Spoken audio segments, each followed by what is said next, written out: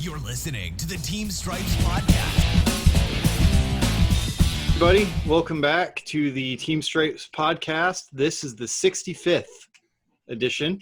And with me, as always, is my co-host, Brenden Est. What's up, dude?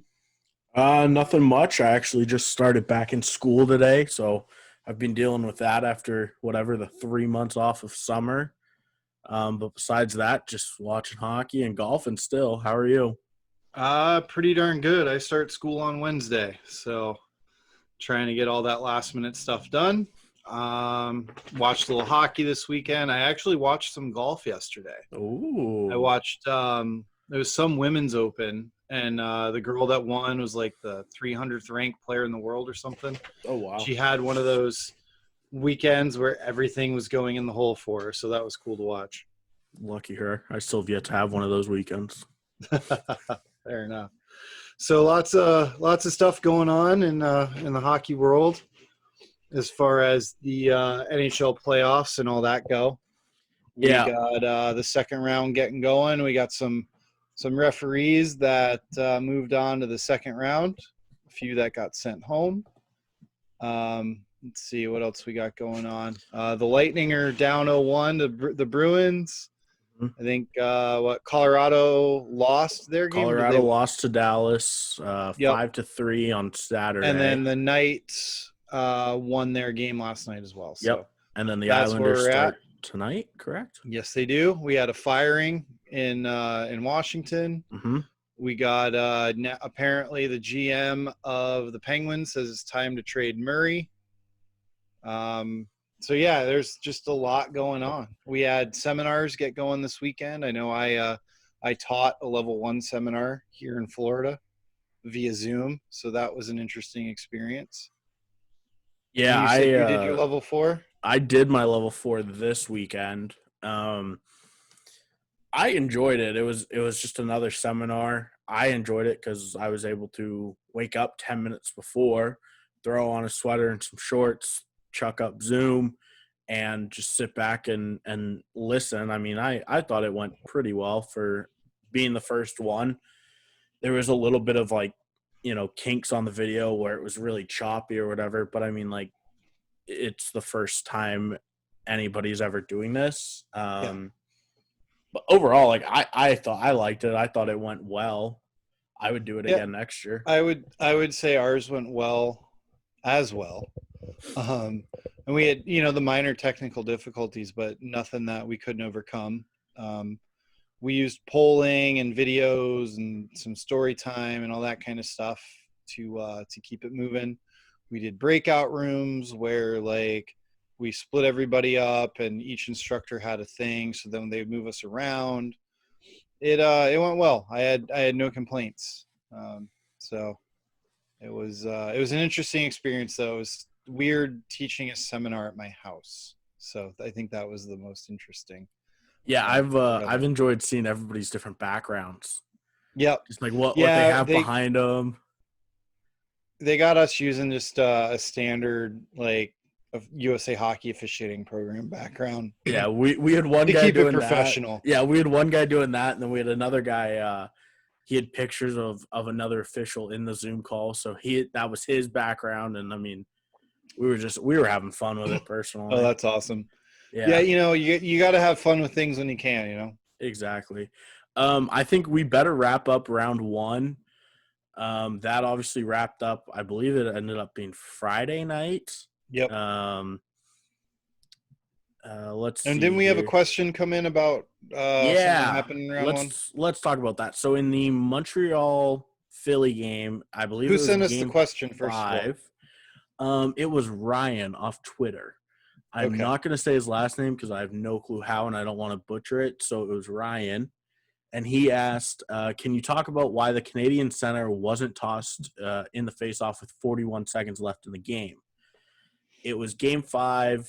Was it 5 or 6? It was Game 5. Philly was down by 1, so I think it was 4-3. They were down by, and attacking zone face-off for the Flyers? For the Flyers, correct, right after their timeout. And okay.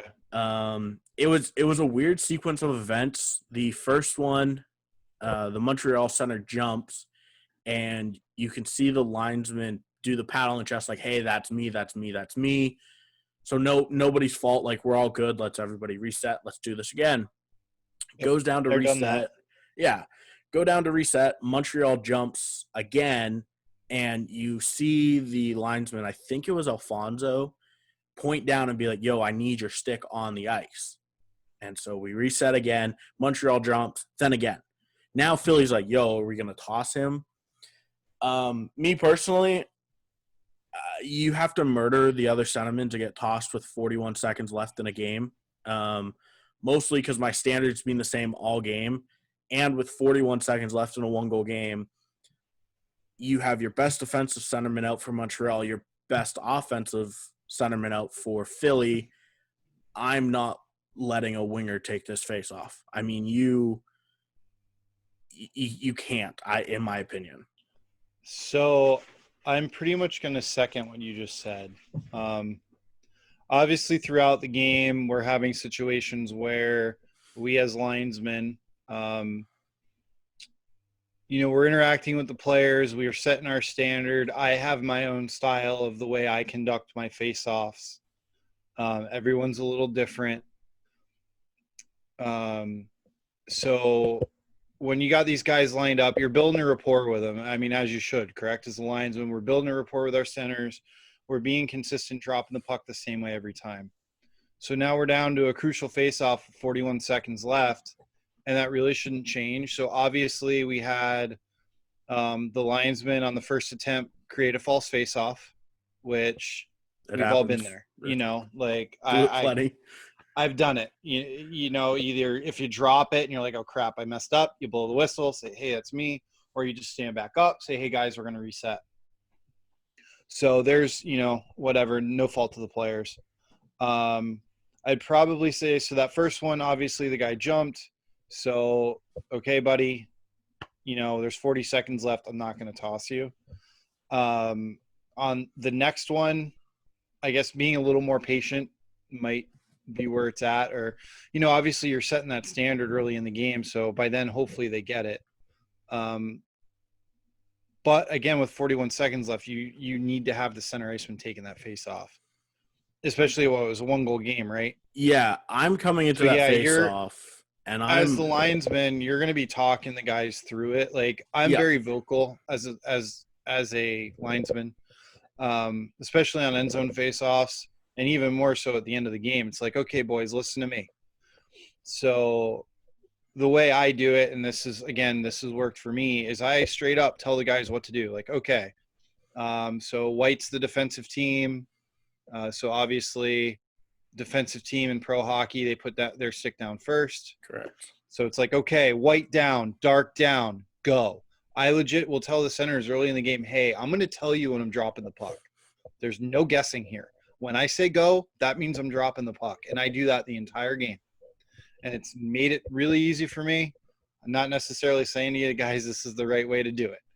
It works for me. And it actually helps me build that rapport with the centers, because it's like, hey, guys, I'm telling you when I'm going to drop the puck. There's no guessing. You don't need to worry about it. Stick down, go. Done. Yep. Nice and easy. Yeah, so I have the same mentality. I mean, I'm talking to them nonstop. I have the same sequence before every face-off. I don't tell them to go, but I say White down, Dark down, whoever, whatever color. It would be White down, Dark down, don't move. Like, just sticks. Put your sticks down, don't move, and this puck's coming down. And like I said, the go thing just works for me. I got it from a supervisor that I had years ago when I was working in the SPHL. Yeah, I mean, and I just kind of stuck to it. So everybody has a different routine. The biggest thing is, as long as you and your partner's standards are the same, nobody cares how the puck goes down. Exactly. And also on that one, to go back to the play here, if that Montreal jumps the second time, I'm looking at the centerman, and I will stand up and stand over the dot, and I'll look at him and be like, you are making this incredibly, incredibly challenging to not throw you out right now. Like, help me help you. That's exactly. That's what you're telling the players. Yep. it's a time and a place thing. Like if it's the second period, who cares? Toss Yeah, it. no, toss him. But So, third period, I'm telling him before he even gets set, I'm telling both Yeah. guys, I'm looking at them and I'm saying, I do not want to toss you guys. Help me Yep. help you here. Sticks down, don't move, pucks down. Yep, makes sense. I think if he tosses them there, that's just, I mean, because who knows what happens. Yep, exactly. Now, obviously, working higher level hockey, you're going to be able to get away with it and be able to work with those guys a lot easier than, doing a youth hockey game or whatever. So there is that. And, sometimes there are two guys on the ice that can take faceoffs in pro hockey. But at the same time, like, you still want – if the coach sent that guy out there for a reason to take the faceoff. It's out there for a reason. I'll leave it at that. Yeah. I think good job on if it was Shandor, good job on him for 100%. being patient and just making it happen. I think we got to wrap up the first round. I think the biggest surprise of the first round was Vancouver beating St. Louis as easily as they did in, I believe it was 5 games. Oh, 100%. Like that was wild. Yeah, I mean, good on Vancouver. They played their asses off that series, and St. Louis didn't really show up. Colorado absolutely dominating the Coyotes in 5 games. It should have been 4, but Coyotes snuck away with 1 early. I think they almost set the record for the lowest amount of shots in a game in the playoffs for a win. Wow. Vegas won handily. And then the Stars and Flames series, which saddens me to say that the Stars won in 6 after a complete and utter collapse of the Calgary Flames in Game 6 after a 3-0 lead. 6 minutes into the hockey game, the Stars climbed their way back and win. Now, not only did they climb back their way into win, they scored 7 goals. Yeah, they scored a touchdown and the extra point. I need to talk about this. Flames were running the board in the first 6, 7, 8, 9 minutes of the game. Lucic takes a penalty that, personally, I don't think gets called in a 1-goal game. He's going hard to the net. Just remember, they're out there and we're sitting here doing a podcast. I agree. 100% I agree. And I'm probably biased because I'm a Flames fan. Probably. Most likely. But I saw it. Did he shove him? Sure. Did the Stars guy sell it? Yeah. Now, saying that, if you're a Lucic, you have to understand that it's a 3-0 game. You're Milan Lucic, you're getting that penalty. Exactly. It's a 3-0 game. It's same thing if like you're a Tom Wilson or Brad Marchand or somebody else, pick a player, insert name here, that just has that reputation. Yeah, it was a 3-0 game. I think everybody's smart enough to know that don't give the referees even the slightest opportunity to call a penalty there. I mean, he could have easily just peeled away and we're fine. Stars ended up scoring on the power play, shocker, and it was just downhill from the Flames since then. Yep. I saw they used both goalies, and then one goalie came into the game twice. Goodness. So we pulled Cam Talbot when it was 3-3, and it was kind of one of those ones where it's like, well, we need something to hopefully get us going. I didn't agree with the goalie change. And then it went from bad to worse. Yeah, I mean, Riddick comes in, and he hadn't faced a game shot in, 5 months at this point, and he lets in 2 goals, and then, we're sitting there at the intermission. I think it was only 5-3 at the time, and at the second intermission, and all of a sudden you start seeing on Twitter, it was Cam Talbot's coming back in. Talbot's coming back in. And I'm like, is Cam Talbot really coming back in this game? And he did. And he did. And, I mean, that game was not on Talbot by any means. The Flames looked like absolute Yeah, well, when you have 7 goals scored against you like that, Yeah. My favorite thing that was going around, though, was the people were sharing the live look inside the Flames locker room. Oh, yeah. It was the clip from Goon where they photoshopped the beach ball behind the goalie. Yep. Yeah. So I mean, I thought that was pretty funny. Another funny one was Kachuk's reaction. I don't know after what goal it was, but they put a camera on him in the press box, and he was just sitting there, just hands in his head, and he was just like, at one point, he takes his hat off and just throws it, and it's just like, oh no, like in utter collapse. And it pains me to say this, but the Stars moved on. They're facing the Avs. Well, I hope the Avs win. You probably would have lost the games. Avs too. So. Oh, no doubt. Some dognical issues. Dognical, whatever. I just made up a word. There he is. Back to hockey. The Stars and Avs played game 1 on Saturday, I think, to the surprise of a lot of people. With just how quick that turnaround was for Dallas. They ended up winning that game 5-3. The Bruins played last night. Bruins-Tampa played last night was game 1? Yeah, Bruins-Tampa played last night. The Lightning decided that they didn't feel like playing for the first 50 minutes.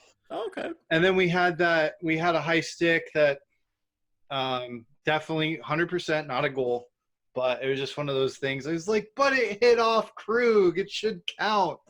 But I understand the rule in the rule book, so it's not a big deal. Yeah, let's explain that one, though, for a lot of people, because it is a weird one. If anybody was watching, we still have dog issues here. So the level of professionalism here on the Team Stripes podcast is second to none. Only the highest. Only the highest level of professionalism here. So where were we? Okay, Bruins Lightning. About the Bruins Lightning. For those who may or may not have understood that high stick no goal, because it was clear on the replay that the puck was high stick by Tyler Johnson, and then it went down and hit, I guess, Torrey Krug in the shoulder. Yeah, it hit him somewhere on the body. Yeah, deflected over to Alex Killorn, and Killorn buries it. Well, low referee, being in great position as he was, immediately blew the whistle and was waving it off. So essentially had the Boston defenseman gained possession and control of the puck, and then it had gone over to Killorn and he buried it. We have a good goal, but because it was just a deflection without a direction, does that make sense? So he didn't purposely control it or deflect it or put it in a certain direction. So there we have no goal because the high stick was not nullified due to Boston not getting possession and control of the puck. And Chris Lee was the referee that waved it off, and yes, he was emphatic about waving that thing off, which is you love to see. And you even had the linesman, I'm not sure who it was, but he came screaming into the zone, signaling for a high stick. Yeah. When you're working a game and you have something like that happen, when you're 100%, let everybody in the room know. And everybody in the room knew there. Yeah, exactly. Well, speaking of the referees for the second round, let's go over this list real quick of boys that the guys that went on and the guys that went home. So in Toronto, Francis Chiron, Gord Dwyer, Eric Furlot, Jean Hebert, Chris Lee, and the GOAT, Wes McCauley, are sticking around. Out from round 1, Trevor Hansen, Freddie Lequier, Kevin Pollock, who suffered a broken jaw, so that's why he is no longer working, and then Kyle Raymond. Linesmen sticking around, Derek Amell, Steve Barton, Devin Berg, Michel Cormier, Greg Dvorsky, and Matt McPherson. Out from round 1, Shandor Alfonso, David Barizois, Derek Nansen, and Brian Pancich, I think. Let's see. Edmonton referees. We have Steve Kozeri, Brad Meyer, Dan O'Rourke, Chris Rooney, Francois Saint-Laurent, and Kelly Sutherland. Out from round 1, Mark Jeanette, TJ Luxmore, John McIsaac, and Brian Pakmara. Linesmen sticking around, Scott Cherry, Brad Kovacic, Keel Murchison, Johnny Murray, Pierre Rasico, and Mark Suchek. Out from round 1, Ryan Gibbons, Tony Saracola, which that's kind of a surprise to me that Tony left that early. Andrew Smith and Libor. I'm not going to try to pronounce his last name. So, love you though. You're a good dude. If you happen to listen to this, Libor. I really don't think there's any major surprises on who's in. Who's No, out honestly, there really isn't as far as the referee goes. Trevor Hansen, I believe this is his first or second time. Kyle, first or second time. Lequier, I think he's got some more playoff experience. Mark Jeanette, he's good, but I think the rest of the guys out west are definitely better officials. I mean, obviously everyone's good. TJ it's literally his first time working playoffs, other than the Lightning and Devils game a few years ago that he got called in as a linesman. John McIsaac and Brian Puckmar also got sent home. But, all these guys at this level are so damn good. And there really isn't that big of a difference. It's more of a seniority thing. It's honestly, some of the guys that aren't working the next round, I thought all had really good playoffs. Especially working the play-in round and the playoffs and the exhibition, the round robin games. I thought the officiating staff overall has done a great job. I've got no real complaints on anything. No, I think especially at the National Hockey League level, the difference between a guy making the Stanley Cup and a guy getting booted in the first round comes down to seniority. Very, very rarely is it because of your on-ice performance, in my opinion, because at that level, the difference between those guys are so little to almost none. Exactly. So I mean, I'm not mad about who's continuing on. I'm a huge fan of Gord Dwyer being a Dallas guy, and I hope to see him make another Cup final. But no major surprises though, at least. Yep, none at all. I mean, if my name was on the second round, that would have been a surprise. Standby guy? Yeah, standby. Wait, what? I got to go where? I would go. I'd go watch free hockey. Yeah, why not? We can only dream, right? Right. We can only dream. Second round started Saturday, as we mentioned earlier. We have the Flyers and Islanders who kick off tonight.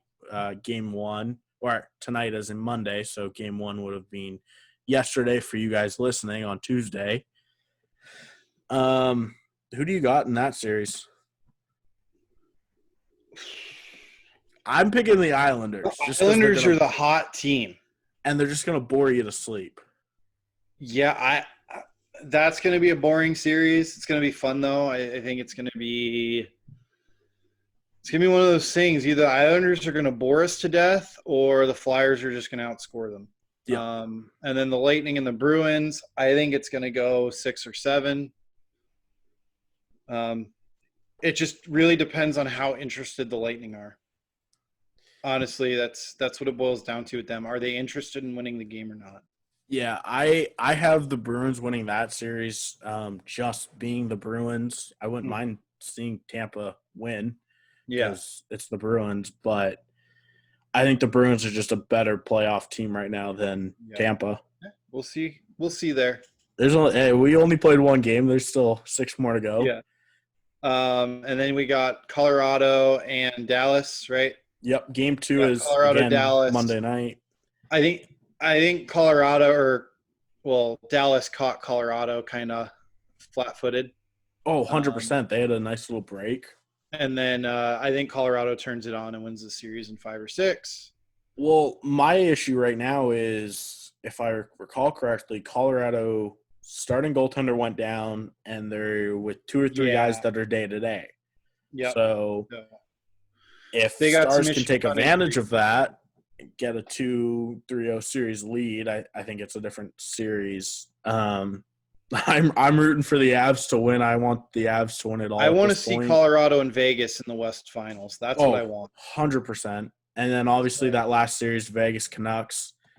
I don't think the Canucks have a chance. No, I mean, they've not played bad hockey, and they're a good team, but they're not a Stanley Cup contending team. I think they kind of surprised everybody in making it out of the first round, and Vegas is Vegas. Yep.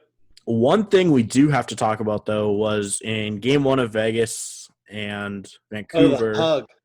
It was 17 minutes left in the third period. The score was 4-0 Vegas, and Roussel tried to pick a fight with Ryan Reeves, and so he was kind of poking him a little bit, and then when the linesman came in, he gave him a hug, as in like, oh, no, we're just friends, we're just joking around here. And the officials ended up giving Roussel a 10-minute misconduct, so he had to sit in the box for 10 minutes, which you don't see very often in the NHL. A lot that comes out of that, like that kind of thing, it's the context of it. So 100%. Obviously something was done throughout the game. The guy was being a jerk or something. Like, they're not going to just give a guy a 10 for hugging somebody. There's got to be some context there as a reason why you're pulling the trigger and diming the guy. I think it was because it was a 4-0 game, and Roussel was trying to either get his guys going or just kind of send a message to Vegas, like saying, hey, we're here, we're playing hockey. Mm-hmm. To me, it was a game management call of like, yo, guys, it's 4-0 with 17 minutes left in the game. Yeah. Either score some goals or let's go to game 2. You're just trying to say, okay, we're going to nip this in the butt right now. We're not dealing with this. I don't want to deal with crap, because who knows where that could have gone. 100%. And knowing Roussel, it would have gone somewhere. Yeah, exactly. So we're using our best judgment as officials to put out those little fires, but at the same time, like, taking the temperature of the game, and with the type of player that he is, and this and that and the other thing, I think they made the right decision giving him that 100%. And just calm everything down, keep everything at bay. With that, I think this kind of wraps up this episode, but we have a sponsorship working in the background here right now with Acme Whistles. If I said that correctly, I hope I did. You did. Good. We are hopefully going to start a wacky rule on this podcast. So the plan is every week to have a wacky rule from any rule book imaginable. So the ones off the top of my head are IHF, USA Hockey, Hockey Canada, even the NHL rule book, a junior rule book, whatever rule book I can find on the internet that week. And I'm going to find the most obscure, just wacky rule I can possibly find. And what we're going to have you guys do is send back what rule reference number for the correct penalty on that. Basically, we're going to give you the scenario, yes, right? And then you're going to tell us the penalty. And the first person to respond gets a free Acme whistle. The first person to respond correctly. Correct. That's very fair, because I would respond incorrectly, knowing me. They get a free whistle shipped to them. I believe it's the matte black ones with fancy. With the Team Stripes logo in it. Yep. And so be on the lookout for that. Hopefully we have that up for next week. Obviously, check out Team Stripes Academy. I actually was just going to mention that. I was going to say, Ross, you want to take that one away? Yep. So we got our Team Stripes Academy, which is the master course on officiating from the one and only, the legend himself, Don Koharski, along with his son, Jamie. And let's see who else we have Matt Hicks, Terry Koharski, Jamie Koharski, and Mackenzie Skinner are the instructors. Matt Hicks and Mackenzie are both Quebec Major Junior officials. Obviously, you got Jamie, who worked over 800 games in the American Hockey League and is currently working NCAA, as well as he goes over to Germany every now and then. Mm-hmm. And then you have Don's brother, who's also a legend, AHL, so American Hockey League great, Terry Koharski. The course is currently, let's see here. Oh, look at that. It is now $39.99.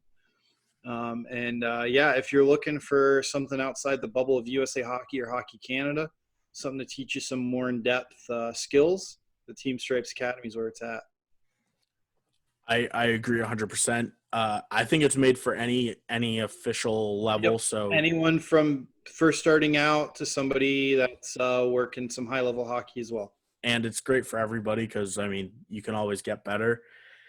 Obviously, go follow us on all social media platforms, YouTube, Facebook, Twitter, Instagram. Go Team Stripes. Send in your questions. We will answer them the best we can.